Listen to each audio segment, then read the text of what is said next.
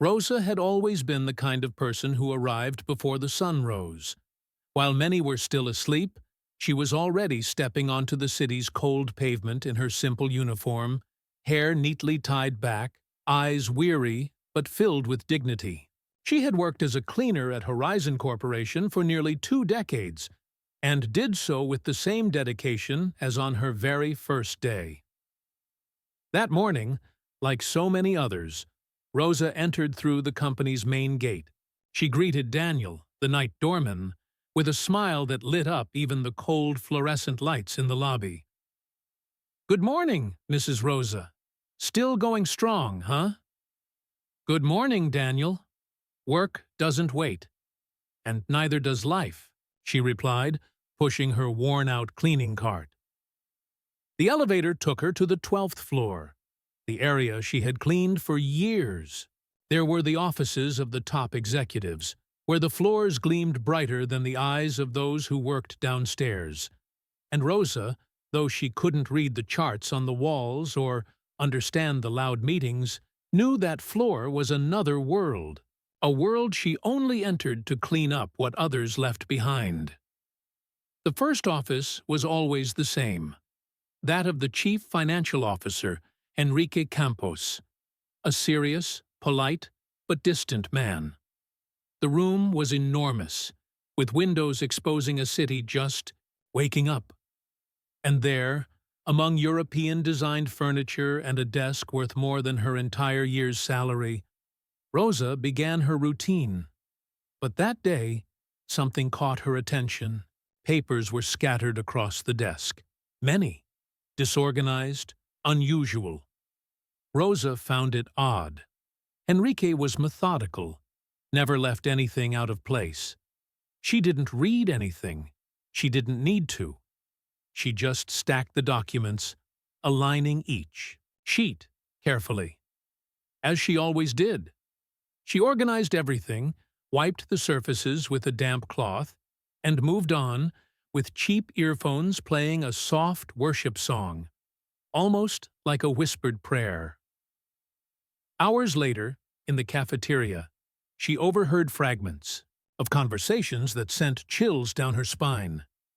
Important contracts went missing from Enrique's office. They say someone went in there overnight. The board is freaking out. The voice spreading the gossip was Carla, from reception. Rosa couldn't swallow the dry bread and lukewarm coffee. An unfamiliar anxiety took over her. Was she in trouble? She had never taken anything, not even a paperclip. She tried to carry on with the day as usual. But the atmosphere was strange, as if the company's hallways had turned colder, more hostile. Around 10 a.m., the phone on. The 12th floor rang. "Rosa, come down, HR," said a cold, impersonal voice. No explanation. No time. The elevator felt slower than ever. When it reached the 5th floor, there was Marcos, the human resources manager, arms crossed, wearing a face that never matched kindness. "Sit down," he ordered bluntly. Rosa obeyed, feeling her body go numb. The man opened a folder. Inside were photos, security camera images. There she was, cleaning the office, touching the papers. "Rosa, can you explain what you were doing with these confidential documents?" I was just organizing, like I always do," she replied, her voice already trembling. Marcos showed no compassion. "These contracts were passed to a competing company. Confidential data was leaked, and you were the only one seen touching them." Rosa felt like the ground had vanished beneath her. Her lungs couldn't breathe. She tried to argue, to cry out her innocence, but the words died halfway out. "You're being terminated for just cause." The sentence fell like a professional death sentence. Rosa, the woman who had swept that building with more respect than its own owners, was now treated like a criminal. 2 witnesses were called, people she knew, people she had helped. People who got free breakfast from her when they forgot their wallets. None of them defended her. In the locker room, among rusty lockers and the deathly silence of her fellow cleaners, she packed her belongings. A spare blouse, generic medication, and a photo of her 2 children. Her hands trembled. Her chest ached. At the exit, Daniel couldn't bring himself to meet her eyes. The plastic bag felt heavier than anything she'd ever carried. On the sidewalk, she sat on the bus stop bench, embraced by injustice. She cried silently, trying to understand how a lifetime of honesty could be reduced to a few misinterpreted images. She didn't know it yet, but that was only the beginning. The beginning of something that would change everything. The bus stop was nearly empty that morning, but to Rosa, it felt like the entire world was watching her, as if every red light, every honk, every hurried step around her was condemning her for something she hadn't done. The tears flowed freely. There was no strength to hold them back, no pride left to disguise them. In her lap, a grocery bag held the few belongings she was bringing home, a photo of her children, a used tissue, her last blood pressure pills. How am I going to explain this at home? She wondered. How do I tell my kids their mother was accused of stealing? But before she sank further into despair, a pair of dress shoes stopped in front of her. A man in a dark gray suit, immaculate shirt, and attentive gaze looked at her, silently. His eyes carried something rare, respect. "Excuse me, ma'am, are you okay?" he asked, in a low yet firm voice. Rosa shrank back, adjusting the bag as if she needed to protect what little she had left. "Yes, sir. Thank you," she replied, lying out of that automatic instinct of someone who's learned that showing vulnerability is dangerous. The man, however, didn't walk away. Quite the opposite. He sat beside her, calmly, as if he weren't in a hurry, as if that bench were the most important place in the world at that moment. "Sorry to intrude. I have a daughter, and I always think that if one day she were crying in public, I'd want someone to care enough to ask." Rosa swallowed hard. For the first time in hours, she felt seen. Not as a problem, not as a suspect, but as a human being. "Do you work nearby?" he asked, noticing the partially visible badge inside the bag. She hesitated, but decided to answer. "I used to work at Horizonte Corporation." "Used to?" He raised an eyebrow. "I was fired today, for just cause." The words came out sharp, more painful than she expected. The man leaned back on the bench, surprised. "May I ask why?" he said cautiously. Rosa didn't answer right away. She felt ashamed, afraid that by repeating the absurd accusation, she might start to doubt her own innocence. "They said I stole documents, that I passed information to a competitor. But I only cleaned the room, just organized the papers." Her voice trembled. The man stayed silent. Not a silence of judgment, but the kind that listens attentively. When she finished, he took a deep breath and spoke. "My name is Eduardo Martins. I own a consulting firm here in the city, and if I may say, you don't look like a thief to me." Rosa gave a timid smile, her eyes still full of tears. "Mr. Eduardo, I can barely read those contracts. How would I even know what was important or not?" Eduardo looked at her for a moment, and in that look he saw something familiar. He remembered his own mother, who had also been wronged decades ago, accused of something she never did, and no one, absolutely no one, believed her. "Do you have children?" "Two, a boy and a girl, still little," she replied, holding a photo of them. They must be very proud of the mother they have. Eduardo's words didn't sound empty. They carried weight, intention, and more than that, they had purpose. Ms. Rosa, may I have your phone number? I promise I won't bother you. I just want to learn more about this case. It seems very strange.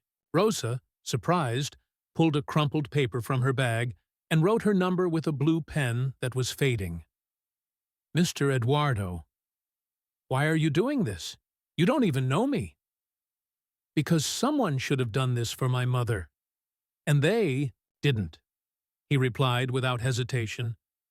The bus was approaching. Rosa stood up with the bag in her arms. Eduardo stood as well. Promise me one thing, he said. What? Don't give up. Sometimes it's right when everything falls apart that something new begins. She nodded.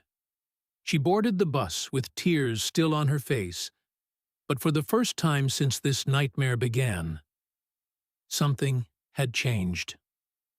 Hope, the next morning, Eduardo. Martins was no longer the same man who had signed million-dollar deals the day before. Something in him had shifted. An unease that wouldn't go away. An image that wouldn't leave his mind. A black woman in uniform, sitting at a bus stop bench, silently crying with a shopping bag on her lap. Sitting in his meeting room, Eduardo stared at the city through the window. But what he really saw was Rosa, and the look of despair she was trying to hide. He picked up the phone and called Marcos, his trusted lawyer for over 10 years. Marcos, I need you to investigate something for me. What exactly? Horizonte Corporation. I want to know everything about a dismissal that happened yesterday. Her name is Rosa da Silva. On the other end, Marcos didn't ask questions. He knew that if Eduardo was involved, it was serious. While waiting, Eduardo mentally reviewed every detail of his conversation with Rosa. Her words echoed clearly. They accused me of something I didn't do. I just organized the papers. I'm a cleaning lady. No one's going to believe me. That last line hit him like a punch to the gut. Eduardo had built his fortune through hard work, overcoming prejudice because of his humble beginnings. He knew what it meant to be invisible. He knew what it was like to be judged by appearance instead of actions. By late afternoon, Marcos arrived at his office with a folder in hand and a grim expression. You won't believe what I found. Eduardo jumped from his chair immediately. Talk to me. I'm listening. Rosa worked there for over 10 years. Clean record. Not a single warning. Always praised by her supervisors. But she was fired yesterday for just cause, accused of involvement in leaking confidential documents. Yes, she told me that. But here's the thing, Eduardo. According to internal records, she was the only one seen on camera touching the papers, and that's what they used as evidence to fire her. Just that? Just that. But listen to this. I managed to talk to a source inside, an IT employee who was already suspicious of the story. And guess who also had access to that room in the previous days? Eduardo crossed his arms. Who?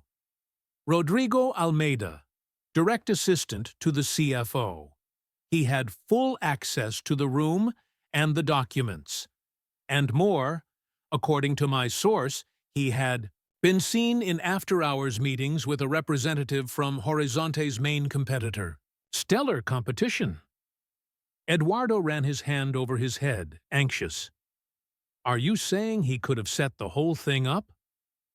I'm saying all signs point to yes. Rodrigo knew Rosa's routine. He knew she arrived early, and that if she saw scattered papers, she'd organize them without thinking twice. So, he'd have the perfect alibi. All he had to do was leave the documents there, knowing she'd touch them, and then suggest checking the cameras. Exactly. And more. My source got copies of messages exchanged between Rodrigo and someone from Stellar. Messages with way too much detail. We're talking about a premeditated scheme. Eduardo slowly sat down, absorbing it all. He destroyed her life with a cowardly trap. Marcos nodded. And worst of all, no one inside wants to talk. Fear of retaliation. Rodrigo is influential. He's the director's right-hand man. Who's going to stick their neck out for a cleaning lady? That sentence lit a fire inside Eduardo. I will. He stood up, determined. Prepare everything. Evidence, screenshots, reports. Let's gather whatever is necessary. If no one inside wants to help, we'll go to the board with everything in hand. I want to see if they'll ignore it once it's exposed. You're really going to face the board of Horizonte Corporation like that? Marcos asked, impressed. Yes, and if they try to cover it up, the story goes to the press. I want to see how many shareholders will like knowing that an innocent woman was used as a scapegoat to protect a corrupt executive. Marcos gave a slight smile. I knew you'd say that. I already have half the dossier ready. I just need to format it for presentation. Eduardo paced the room as if he could already see justice being done. The outrage now had a direction. And Marcos. Yes? Find out where Rosa lives. I want to know what she needs right now. Medicine, food, rent, everything. If she can't support her kids because of this, we'll make sure she at least has the basics. You want to help her financially? I want to give back at least a fraction of the dignity that was taken from her. And that doesn't have a fixed price. That night, Eduardo didn't sleep. He couldn't. But for the first time, the restlessness didn't come from stress or business. It came from purpose, from a calling. He knew his life had changed since that moment at the bus stop, and he couldn't and wouldn't ignore what he had witnessed. Rosa had already lost track of time. The hands of the old clock on the wall seemed to mock the silence that had taken over the house. It was daylight outside, but inside her, everything remained dark. She sat at the kitchen table with a pile of open bills and a question stuck in her throat. How to keep going. The fridge hummed softly in the background, the children still asleep. In the next room, and the feeling of helplessness was suffocating. There was no more coffee, not even hope. The phone rang. The piercing sound cut through the air like lightning. For a moment, she thought about not answering. But something inside her, maybe that tiny bit of faith, made her get up and pick up the receiver. Hello? Mrs. Rosa? The voice on the other end was formal but kind. This is Marcos, Mr. Eduardo Martinez's attorney. He asked me to speak with you. She frowned. She hadn't expected that. Is he all right? Yes, and very determined to help you. He wants to know if you're in immediate need of anything. Food, medicine, rent, whatever it may be. Rosa felt a tightness in her chest. But I have no way to pay for anything. Don't worry about that. He's not offering help with conditions. He's offering it because he believes in you. For the first time since being fired, she broke down. She cried in silence, hand over her lips, trying to hold back the sobs. She wasn't used to that kind of care. Tell him, thank you, truly. I don't even know what to say. Just tell him you'll keep going, because he's doing his part, Marcos replied, gently ending the call. While Rosa tried to process that unexpected gesture of support, Eduardo was organizing the final details of what would become an unprecedented turning point. On the table in his office, there were two open folders. In one, screenshots of conversations between Rodrigo and representatives from the competition. In the other, the proposal for compensation and reparation for Rosa da Silva. Marcos entered the room with some additional documents. Eduardo, here are the system access records. Rodrigo's login was used outside of working hours on the days the leaks occurred. Excellent. And the meeting? Confirmed. Tomorrow, 9 a.m. All the directors will be present, including Rodrigo. Eduardo nodded but kept staring at a fixed point on the wall. They still think all this can be swept under the rug, that no one will care because the one who got fired was just a cleaning lady. And they're wrong, Marcos added. Later, alone in his office, Eduardo picked up paper and pen. He wrote only a few words, but they carried the weight of someone who understood what pain does to an honest person.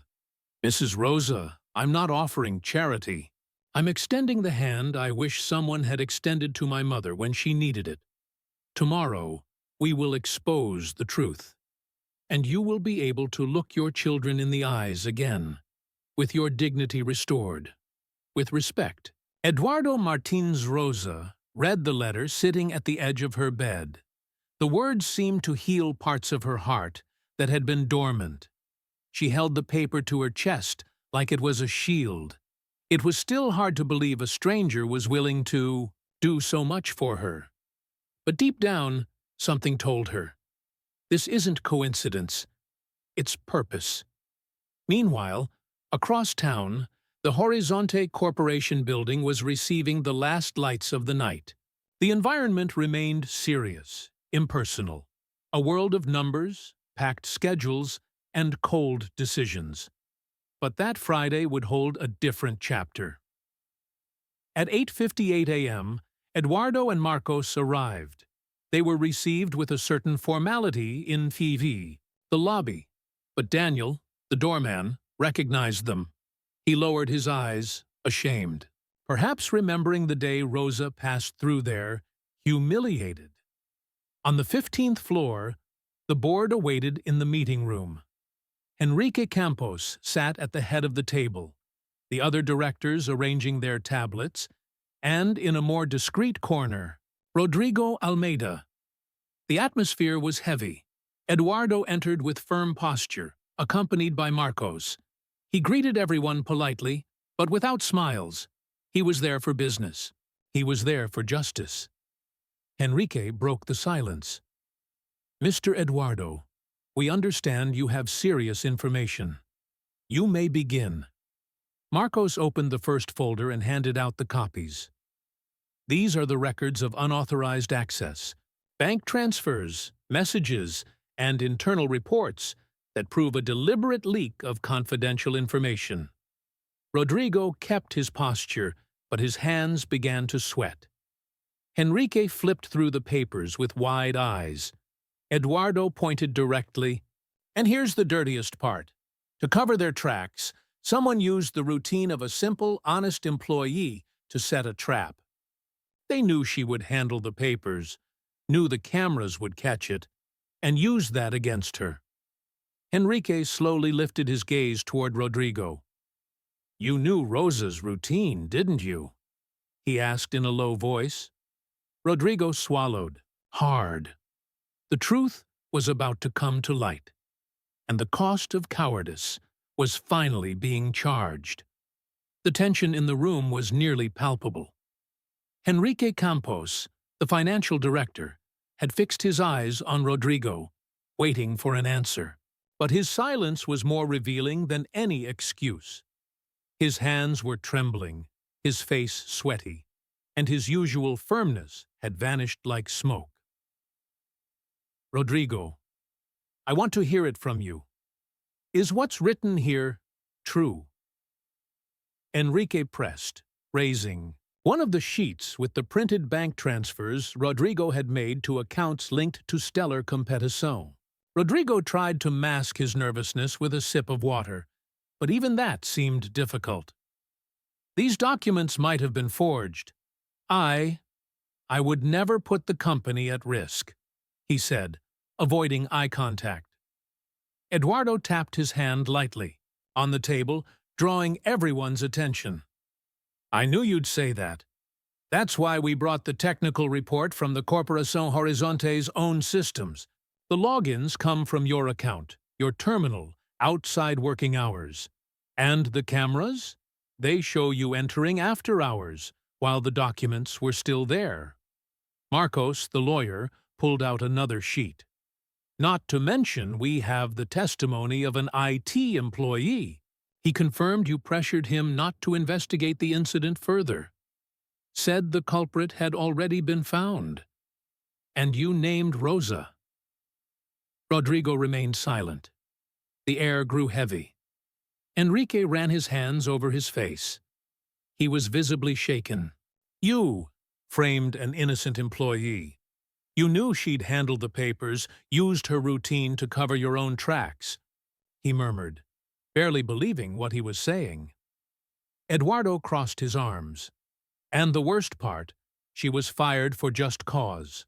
No rights, with small children, humiliated. While the real culprit was here, disguised as loyalty. Rodrigo stood up abruptly. This is absurd. A setup. You're trying to destroy my career. Your career was destroyed by your own choices, Marcos replied firmly. Enrique stood up next. The entire room fell silent, waiting for his decision. Rodrigo Almeida, you are suspended from all duties effective immediately.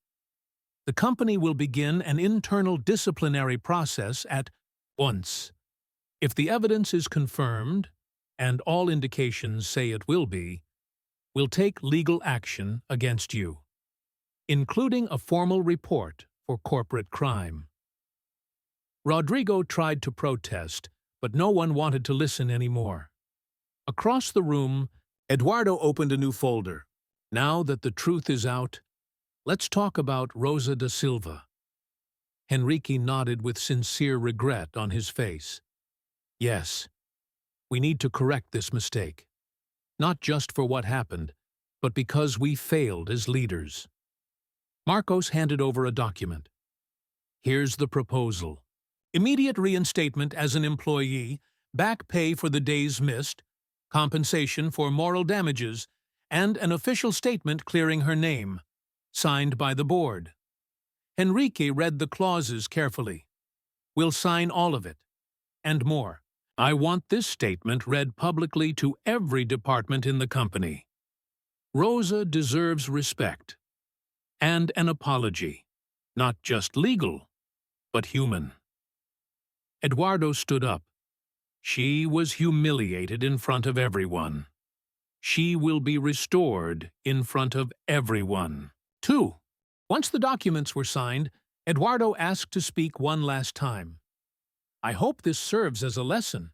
No one, absolutely no one, should be treated as disposable just because they hold a position others consider low. Janitor, doorman, intern, every person carries a story, and every story deserves respect. The directors nodded in silence. Marcos collected the papers. Eduardo headed to the door, feeling a sense of duty fulfilled. But there was still one final thing to do. Hours later, Rosa was at home, sitting on the couch, hugging her children. There was no more food in the pot. The living room light was dim, more out of frugality than necessity. When the phone rang, she answered with a tight heart. Hello? Rosa, this is Enrique Campos from Corporación Horizonte. Mr. Enrique? She stood up slowly, startled. Please listen to me. Today we discovered the truth. Rodrigo confessed.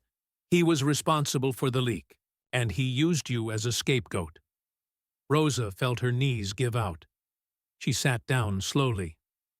He confessed? Yes. And more, you are reinstated at the company.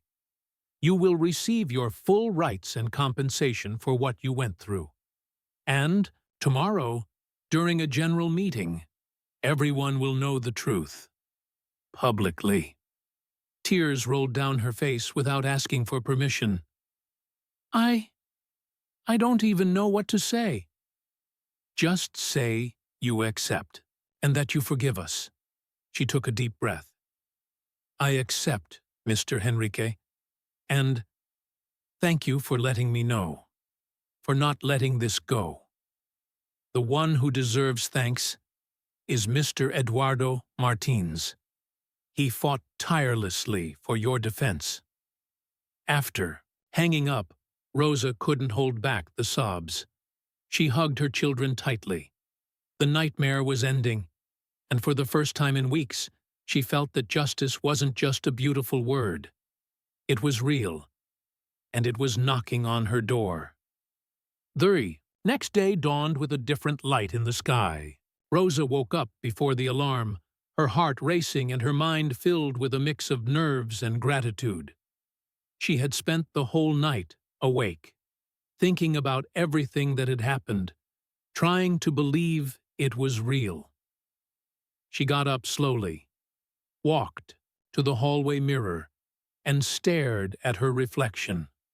For the first time in weeks, she saw a woman standing tall, the marks of struggle on her face, but the eyes alive with someone who had reclaimed her own story.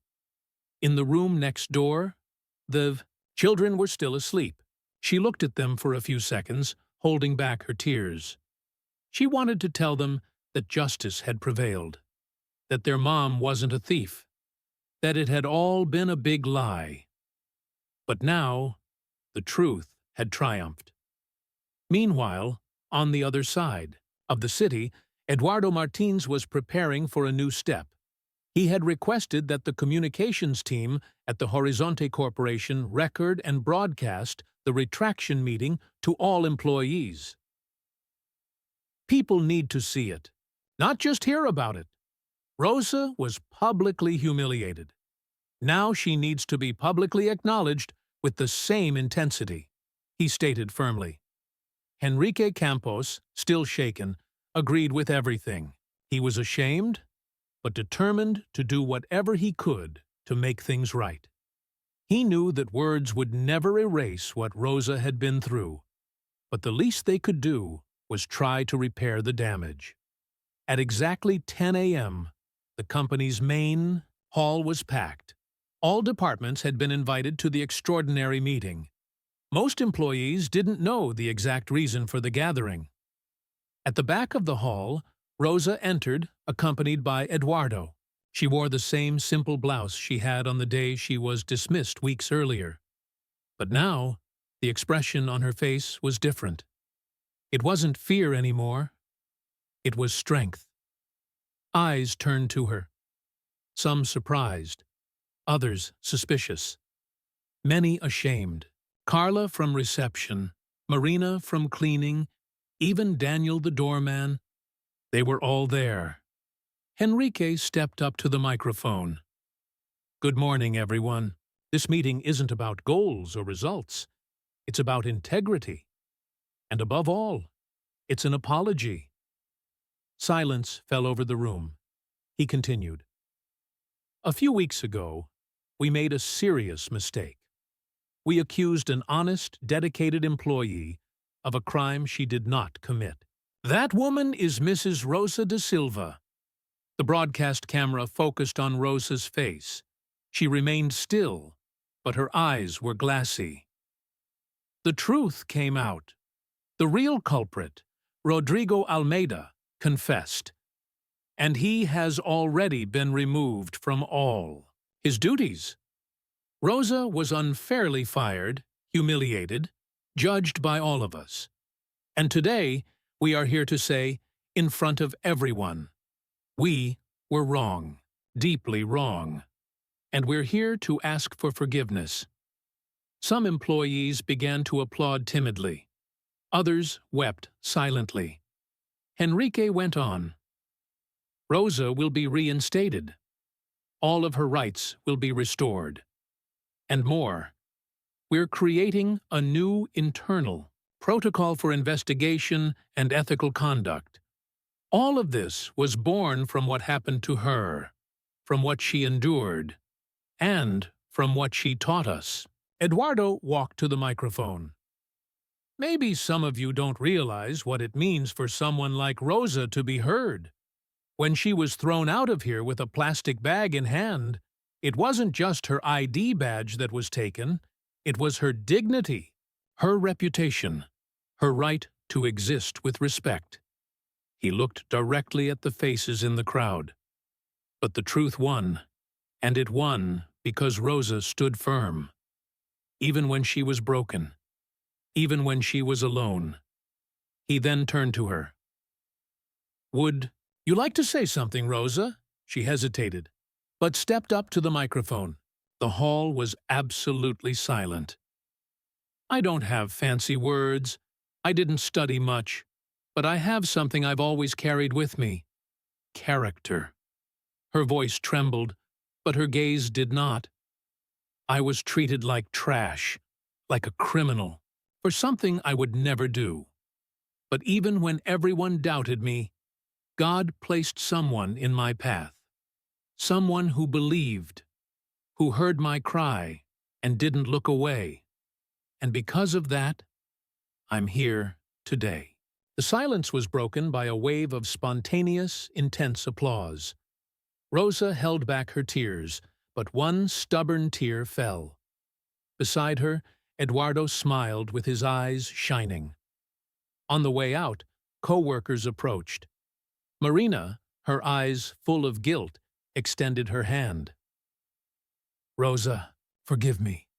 I didn't know what to say back then." Rosa took her hand. "Fear does that to us. But now you know how important it is to choose the truth." That very same day, the local newspaper published an article titled "Justice for Rosa. Janitor reinstated after being falsely accused by corrupt executive." The news spread quickly, and what had been a sad story began to turn into an example. But that was only the beginning, because Eduardo still had another plan for Rosa. And this time, it wouldn't just be about justice. It would be about transformation. 2 days after the meeting at the Horizonte Corporation, Rosa was still trying to process everything she had been through. The public apology, the reinstatement, the outrage people felt at the injustice. It felt like being inside a movie, one where the main character finally gets heard after being ignored her entire life. But that Saturday afternoon, the phone rang again. "Hello? B. Mrs. Rosa, this is Eduardo. Can I see you today? I have something important to discuss with you." Rosa paused for a second, surprised. "Of course, Mr. Eduardo. You can come." Shortly after, he parked in front of the small rented house where Rosa lived with her 2 children. He wore dark jeans and a button-up shirt, with the sleeves rolled up, carrying a folder and a bag. She opened the gate with a shy smile, still a bit embarrassed. "Sorry about the mess. The house is simple. It's your home and your children's. That's what matters." Eduardo walked in and noticed the little drawings on the fridge, the old chairs with patched cushions, and the smell of freshly brewed coffee. A humble home, but full of dignity.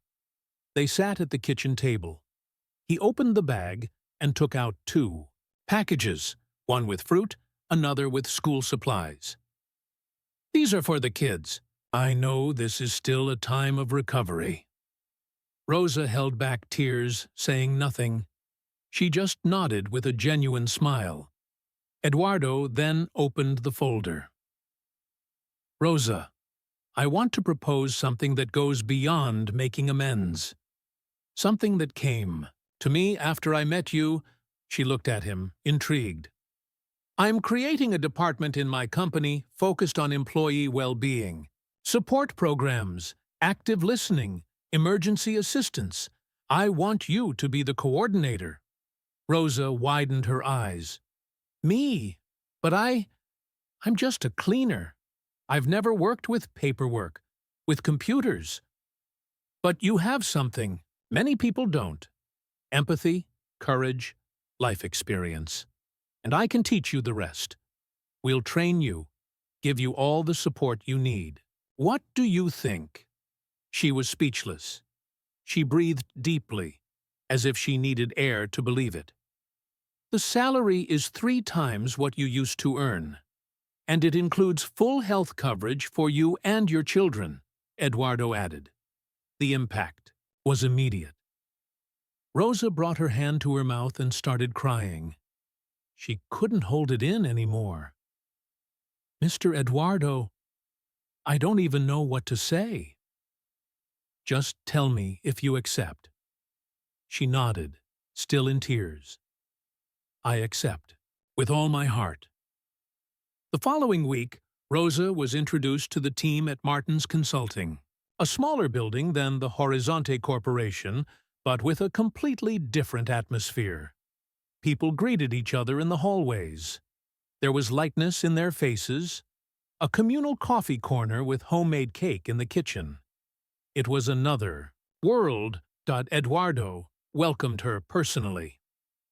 "Welcome to your new professional home." She thanked him and was guided to a simple yet organized room, where the support department she would lead would operate. There was a computer, a planner, materials, and a bulletin board with the phrase, "Every person deserves to be heard." In her first week, Rosa listened to stories from employees going through struggles similar to the ones she had faced. People being harassed by superiors, people in debt, employees afraid to ask for help. And she listened, calmly, patiently, respectfully. At the end of that month, Eduardo called her in for a talk. "Rosa, I want you to think about a broader project, something beyond the company." "Beyond?" "Yes, I want to create an assistance fund for workers who have been treated unjustly, something that can reach other companies, other Rosas." She remained silent. Her heart was pounding. "Would you be willing to lead this project? To be the face of this change?" Rosa looked at him, eyes filled with tears. "Mr. Eduardo, this feels like too big of a dream for me. Then let's dream together. You're not here by accident. Your story is changing lives, and it needs to grow." That night, Rosa wrote something in her notebook she had never dared to say out loud. "Maybe God allowed that injustice so I could discover my true calling."